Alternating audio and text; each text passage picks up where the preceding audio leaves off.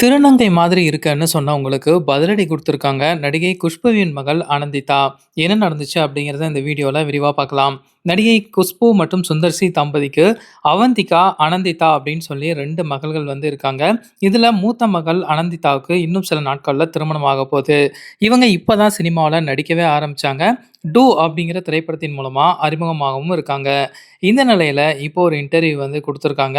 அதுல 16 வயசுல ரொம்ப குண்டா இருந்தீங்க. ஆனா, இவ்ளோ டிரான்ஸ்ஃபர்மேஷன் எப்படி? அப்படிங்கிற மாரி கேட்டிருக்காங்க ஒரு கேள்வி.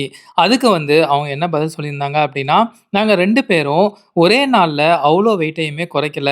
எல்லாரும் சோசியல் மீடியால ஆப்ரேஷன் பண்ணி தான் குறைச்சிருக்க" அப்படிங்கிற மாரி சர்ச்சையான விஷயங்கள பேசிட்டு இருக்காங்க. ஆனா, அது எதுவுமே உண்மை கிடையாது. 2019ல இருந்து நாங்க வெயிட்ட குறைக்க ஸ்டார்ட் பண்ணோம். 16 வயசுல எங்களுக்கு உடம்பு சரியில்லாம போச்சு.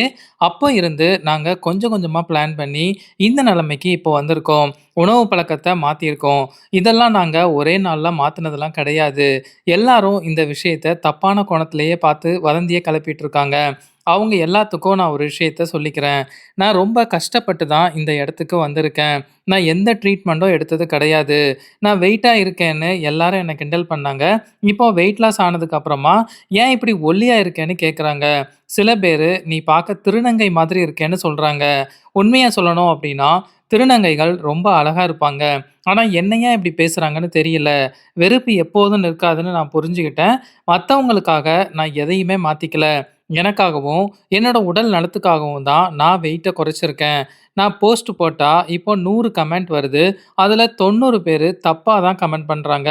அத பத்தி நான் கவலைப்படுறதே இல்ல அப்படிங்கிற மாரி சொல்லியிருக்காங்க.